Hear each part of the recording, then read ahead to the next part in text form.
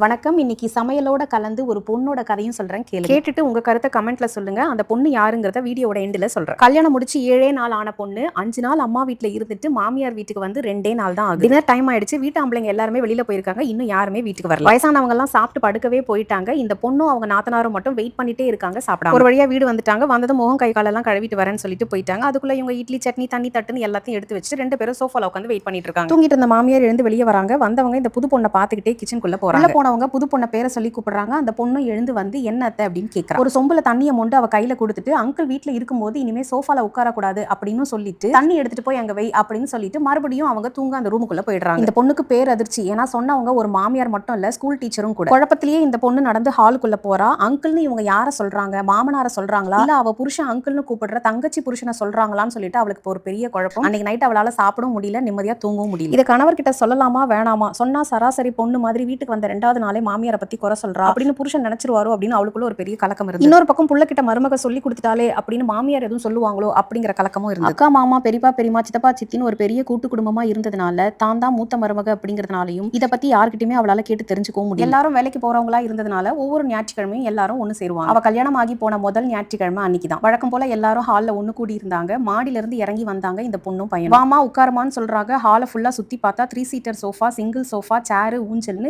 எல்லா பர்னிச்சருமே ஃபுல்லா. 90 வயசு பாட்டி மட்டும் தரையில உட்காந்து டிவி பார்த்துக்கிட்டு இருக்காங்க. புது மாப்பிள்ளைய கூப்பிட்டு தன்னோட பக்கத்துல இடத்த கொஞ்சம் சரி செஞ்சு கொடுக்குறாரு வீட்டு மாப்பிள்ளை. வாங்க இங்க வந்து உட்காருங்கன்னு தன்னோட பக்கத்துல உட்கார வச்சுக்கிறாரு. இப்ப இந்த பொண்ணுக்கு எங்க உட்காருதுனே தெரியல. 90 வயசு பாட்டி கிட்ட போய் பக்கத்துல உட்கார்ந்து அவளும் சேர்ந்து டிவி பார்க்க ஆரம்பிக்கிறா. எந்த ஒரு பேச்சுவார்த்தையிலுமே கலந்துக்க முடியல. ஏன்னா எல்லாம் ஒண்ணு கூடி சிறு வயசு சம்பவம், ரகளை, கேலின்னு பழைய கதையை அசை போட்டுக்கிட்டு இருக்காங்க. கொஞ்சம் கூட அந்த பொண்ணுக்கு சம்பந்தமே இல்லாத ஒரு டாபிக் போயிட்டு பேச்சு ஆர்வத்துல அந்த பொண்ணோட கணவரும் அவ கீழே உட்கார்ந்து இருக்கிறத கவனிக்கவே இல்ல. 10-15 நிமிஷம் கழிச்சு தான் பாக்குறாரு. ஏன் அங்க போய் உட்கார்ந்து இருக்க, இங்க வந்து உட்காருன்னு கூப்பிடுறாரு. பரவாயில்ல நான் இங்கே உட்காந்துக்கிறேன்னு அந்த பொண்ணு சொல்லி 4 நாளுக்கு மேல கடந்து போயிடுச்சு. அடிக்கடி இந்த மாதிரி உட்காரு உட்காருன்னு கணவர் சொல்லியும் கையை பிடிச்சி இழுத்தும் அந்த பொண்ணு உட்காராம ஏதாவது ஒரு சாக்கு சொல்லிக்கிட்டே இருந்தா. இது ஒன்னும் சரியில்லை. இப்படியே எவ்வளவு நாள் இருக்கு, யார்கிட்ட போய் சொல்றது? எல்லாரும் மேல உட்கார்ந்து இருக்கும் போது தான் மட்டும் உட்கார்ந்து டிவி பார்த்துட்டு இருக்கிறது, எல்லாரோட வாயும் பாக்குறது அவளுக்கு சுத்தமா பிடிக்கும். நம்பி இந்த வீட்டுக்குள்ள வந்தமோ அவர்கிட்டயே போய் சொல்லிடலான்னு முடிவெடுத்து அவர்கிட்டயே போய் விஷயத்த சொல்றா. புருஷனுக்கு செம்ம ஷாக்கு. எங்க அம்மாவா இப்படி சொன்னாங்கன்னு அதிர்ச்சியில 3-4 வாட்டி கேட்க. ஆமா உங்க அம்மா தான் அப்படின்னு சொல்றா. தாயின் மறுபக்கம் அவருக்கு மிகப்பெரிய அதிர்ச்சி. என்னதான் அதிர்ச்சி இருந்தாலுமே ரொம்ப அழகா மெச்சூர்டா ஹேண்டில் பண்றாரு கணவர். ஏமா இப்படி சொன்னேன்னு அம்மாவையும் கேட்க முடியல. அதே சமயத்துல எங்க அம்மா கொஞ்சம் பழமையானவங்க, நீ கொஞ்சம் அட்ஜஸ்ட் பண்ணிக்கோ அப்படின்னு மனைவி கிட்டயும் அவரால் சொல்ல முடியல. ஏன்னா தன்னோட அம்மாவும் தங்கச்சியும் மேல உட்கார்ந்து இருக்கும் தன் மனைவி மட்டும் அடிமையா கீழே உட்காரணுமா அப்படின்னு அவர்